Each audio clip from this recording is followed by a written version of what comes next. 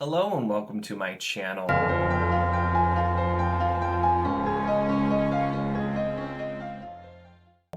In this video, I am going to be discussing Assassin's Quest, the third book in the Farseer trilogy.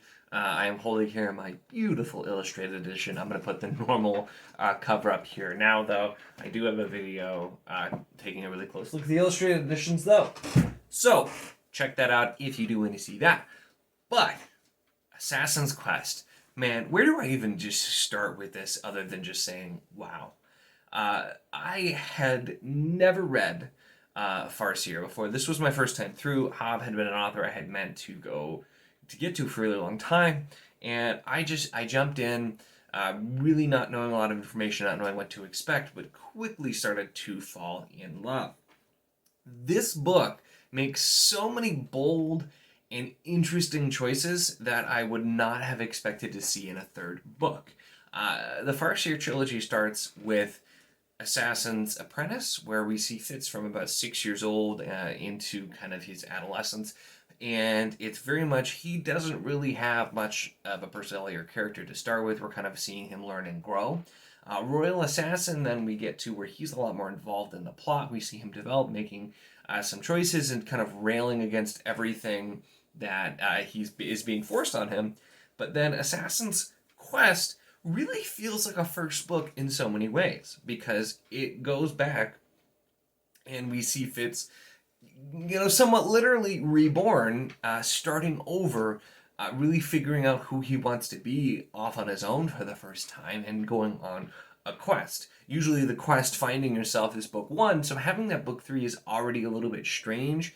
For me, it did really, really work quite a lot, and I really enjoyed the look deep into the character.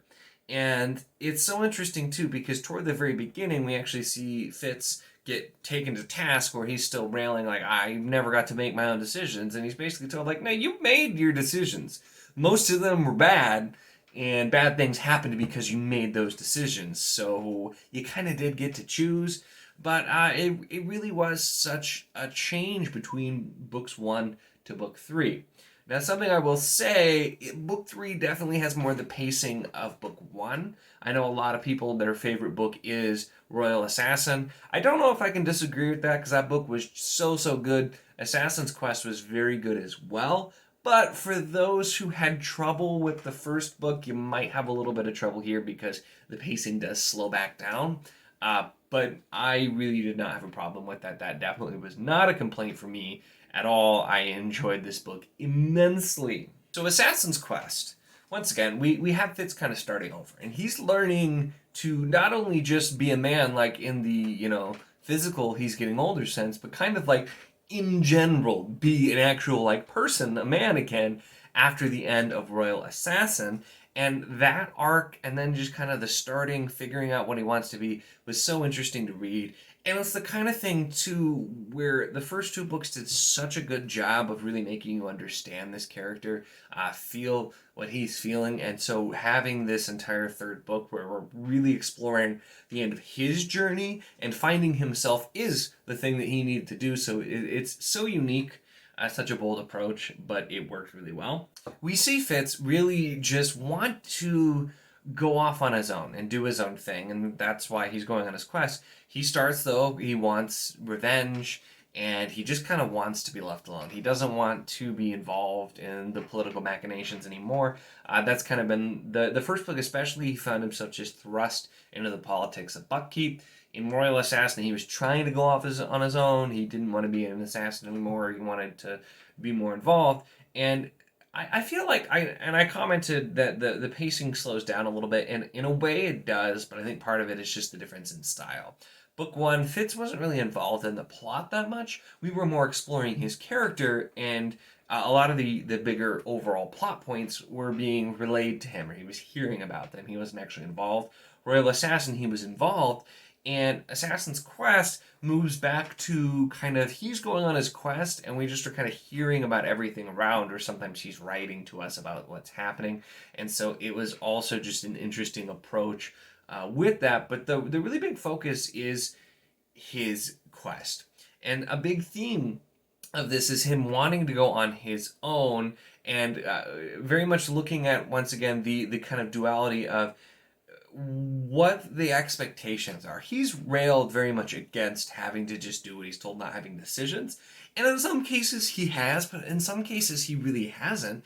And that's the depth of these characters. We see characters that really expect Fitz to give everything, his mind, soul, and body, everything. And those, very literally, when you read the book, those things, that he's basically expected to just give up all of himself in order to serve. And it's not even like the greater good, it's to serve his king and the rightful king. And that's what these other people, who that's what they spent their entire life doing, and they expect him to do the same. And it's kind of, you go between, I mean, he is kind of whiny sometimes and complains, but there's other times where it's like he absolutely gets the short end of the stick with so many things. There are a lot of things that are expected of him that like a normal person would not be okay with, and he's willing to give everything just to try to have some peace, and sometimes not so willing. But it was such an interesting study of his character, and that's really what these books are about. These are some of the most character-driven books that I have ever read. I absolutely can't wait to read future Fitz books, but just the haunting story that's told in the Farseer trilogy, I very much enjoy. So, a couple of things I will note. Obviously, from the title, this is a quest book. Now, I love quest books. That is pretty much my favorite trope. I really love the quest books, like, Early Wheel of Time, big fan of, and just, a lot of books where there's a quest. That's a trope that I enjoy. Now, I know a lot of people don't enjoy that, so that also might be something. I've heard some people didn't like this book as much or felt that it was kind of a letdown. I didn't get that at all, but I didn't have a problem with the slowness of the first book, and I like kind of the slow burn type fantasy anyway, and also I enjoy the quest trope, so I didn't have a problem with those things. But that's something you do get some of the tropey things, and Robin Hobb doesn't ever get too tropey really with anything. But you have we're gonna get captured several times, we're gonna randomly run into people that are gonna be important later, or people just so that we can see something happen or explore certain things. So that definitely does happen, but that wasn't a huge nitpick for me. One thing, and chatted a little bit about this in the Discord, but there was kind of a weird approach to most female characters that met Fitz wanting to have sex with him. And some of it was definitely used to do a couple of things. A, to kind of point out that Fitz is apparently a very attractive man and just does not realize it. B, later there's a character where it's kind of used to later they just seem like they're just kind of being loose and whatever, but it's kind of explained why they are the way that they are, so it worked. But there were just a couple situations where it seemed weird and the handling of it didn't seem super necessary. So that is something that I will comment that's a little bit of a nitpick there as well. But so much of it is just, I think, I don't think it's just that there's these women who just can't resist Fitz or anything. We've had hints and flashes that there are a lot of people that just kind of, it's, they do, people have sex a lot. We don't see it on screen a ton in Farseer, but it's mentioned where, like, guards would brag about it. It's mentioned that Fitz was so surprised to find out that women talk about it all the time. Things like that. It's more so that he's oblivious to it, and that's why these times stick out, because the people were actually obvious enough that he got it, and maybe it's happened and he didn't even know. But it also plays into some weird stuff later, which I'm not going to get into because this is going to be a spoiler-free review. Mostly because I feel like I can talk plenty long enough without getting into spoilers that I'm just not going to. But so that was definitely something that was a little bit of a nitpick with the way that worked. It was just a bit strange. And it's, it's neither here nor there. The other, it's still pretty nitpicky thing, but I commented in my review, especially in Assassin's Apprentice, we're following Fitz. It's the only point of view we get, and so we are getting a skewed, sometimes unreliable view of what's happening around him, because, as I've mentioned, he tends to be pretty oblivious to small details, things that don't directly affect him, or just things that he didn't understand at the time or just didn't notice details. And there was some of the previous books. There was one particular moment where I literally was screaming at my book. I'm like, Fitz, you idiot! Come on! How do you not see what's happening here? But for the most part, it really wasn't terrible. There was just the one moment that really ticked me off, but there were other moments where it was used to kind of reveal something that seemed really obvious in retrospect. And Hobb is really good at using Fitz as not realizing things to have things that it's revealed later for him, but that you knew if you were paying attention. There are a few things that, because he didn't tell us details, we couldn't have known, could have maybe assumed, but that seem obvious in retrospect. But it's kind of the crafting where very often the reader knows what's going to happen before he does, and so you're kind of waiting and dreading, like, oh man, when is he going to figure this one out? There were several events like that, things that were made pretty obvious. Even a couple of things that started in Royal Assassin, they're pretty obvious to the reader, but they have a huge impact on Fitz because he absolutely did not see that coming.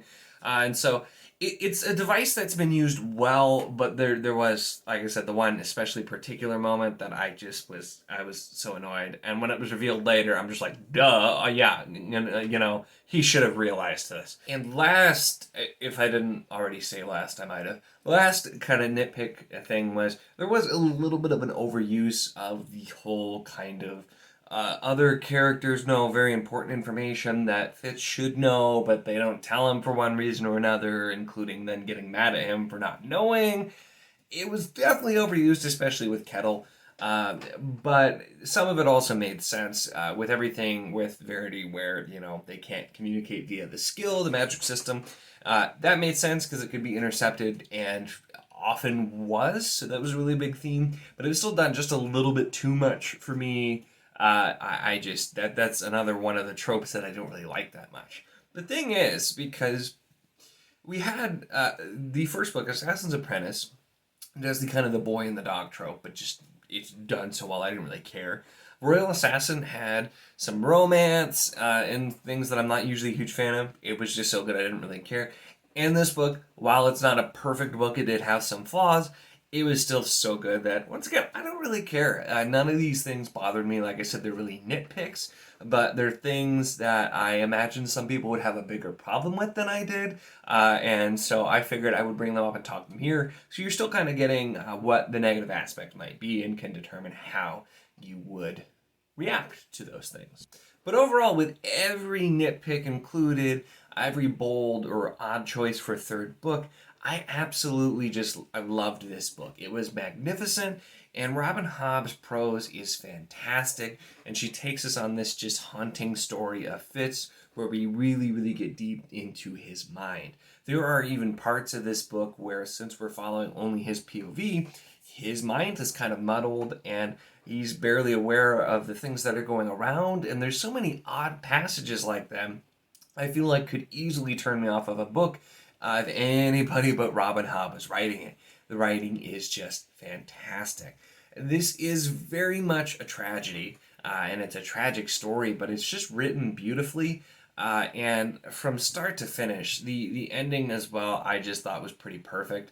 I didn't even want to read anything for a couple of days after finishing this because I just needed to sit and digest it. Just so well done, and pretty well the perfect ending. And I know there are more Fitz books, but the ending on its own is satisfying enough. I do absolutely want to read the rest of the Fitz books, but the ending I felt like really fit, and even if that was the final ending, I think it would have worked. To be honest. So it was written so well that it didn't close off everything. There's still definitely, Fitz is still a fairly young man overall, even though some time passes throughout the trilogy, a fair amount.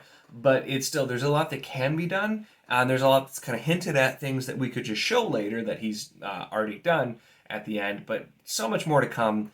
I am so excited. A tragedy, yes, but a beautiful one. Just the moments of desperation and pure hopelessness with Fitz and with other characters as well, because as I've mentioned before in my last review especially, Robin Hobb can somehow develop characters so well, even though you're only seeing them through one person's eyes, and almost use that to make it better, because you might get to know little quirks of the character that the main character doesn't even realize. It just absolutely works. despite all the darkness and the terrible things, and the joke that Farseer trilogy is just what can you throw at Fitz, there is a lot of that. That definitely, like I said, is explored here even more. If you thought the first two books took a lot from Fitz, there's more. There's more to be taken. It does not tone that down at all. But man, it just was such a satisfying journey to go on. This may be kind of a different way of telling a story, but it was a great one. Like I said, the prose is amazing. The world building is surprisingly good for the kind of the different narrative choice when we only have one POV character. We still learn quite a lot. And the characters as well. There are a lot of really great characters. Of course, I have to say Night Eyes, because Night Eyes is an amazing character, and I love Night Eyes so much.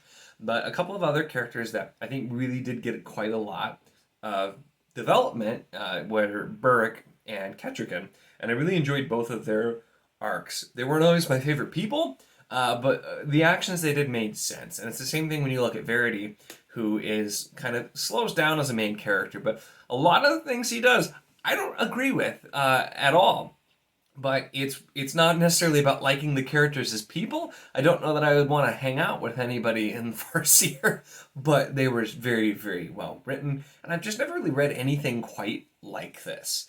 This trilogy was something I wish I would have read a long time ago, but it was something that felt very different and unique. And there's a lot of authors out there trying to do different, unique things, and this was definitely a trilogy that has its base in some of the well-known fantasy tropes, but goes about things in a very unique way, and that's part of what I liked about it. But I just got so deep into these books, and I don't think I've been quite as into a series like this in quite some time. I really enjoyed it. I don't know if there's been an author who's made me feel on that deep of like an emotional level with characters other than Robin Hobb. That's just to really like make it feel like these are real people spilling off the page. It's just so impressive. The fantasy aspects, obviously, I'm a fantasy reader, are great, but also we do look at so many themes that are outside of the fantasy world. We follow Fitz since he's a small child. We see his oftentimes awkward childhood. The fact that he was very young, just kind of thrown into the royal court, having to deal with not only that, but just deal with growing up, becoming an adolescent, and then later a young man, seeing all the things he didn't understand as a child, and later some of them make sense, and still seeing him finally get to adulthood and then realize that he didn't actually understand a lot of things anyway, and that things are still messy. And we really just get such a complete arc, even in this trilogy. And there are more books looking at his life, which is just crazy because, once again, such a complete arc. Now, these aren't short books, so I'm not saying, like, how did she fit it all in? They're long books, and they can be long-winded in parts. It's slow burn fantasy. That's kind of just what you get, par for the course. But the journey with the character Fitz was also just, I feel like as a character reader, you can focus on that and it's still so supremely satisfying, even outside of the other things that are really well done in these books. So Farseer trilogy has absolutely skyrocketed Robin Hobb very up high in my favorite authors of all time. Between her and Kate Elliott, I didn't think I would find new authors that I would love so much in such a short amount of time. This was something where I planned to start reading Robin Hobb books at some point, and I just randomly finally came across Assassin's Apprentice. I'd been looking for that book specifically to start, and I like to start at the beginning. Finally got it. Now going to be doing the live ship traders, and there is a good to very strong chance I will be getting more Robin Hobb books. They definitely are going to be high in the priority of new books to get. I already, like I said, got the illustrated editions of Farseer. I want to get nicer. I have the old style paperbacks of Live Ship. I want to get the new ones there too. But I have been so impressed with the series. I really enjoyed Robin Hobb. If you were like me and you love the slow burn fantasy, I think you can get a lot out of here. It's gripping. There's a lot of dark elements. It's certainly not grimdark, but there's a lot of dark elements. It's extremely character driven for those character driven readers. Like I kind of commented, though, I will caution, despite how much I love this and I've been gushing on it, if you are the reader who had a lot of problems and could barely get through Assassin's Apprentice, you might not like this book. And I'm sorry to say that, but it is just the case. It kind of goes back to that weird pacing, which is odd in this book, especially, like I said, just because of all the different things you normally wouldn't see in a third book. For me, it worked. I loved this book. I can't wait to read some more Hobb. So that is my probably long-winded review of Assassin's Quest. And just kind of looking at the series as a whole in general a little bit too. But I loved the Farseer trilogy. Let me know your thoughts. Have you read this? Are you still thinking about reading it? What do you think about all the things that I said? I always love to start a conversation in the comments. Make sure to check out the Discord link. It is I've actually recently updated the Discord, so now it's myself and Andrew's Wizardly Reads, who will also link his channel in the description. We are co-running the Wizardly Duo Discord, so come on out if you want to talk with us and have discussions. He recently read this book too. Actually, I think his review might be coming out the same day this does, so I'll link that too, assuming I'm right about that while filming this. But yeah, definitely check out the Discord. We always like to have lots of conversations there too. So check that out. Make sure to also subscribe if you want to see more of my content.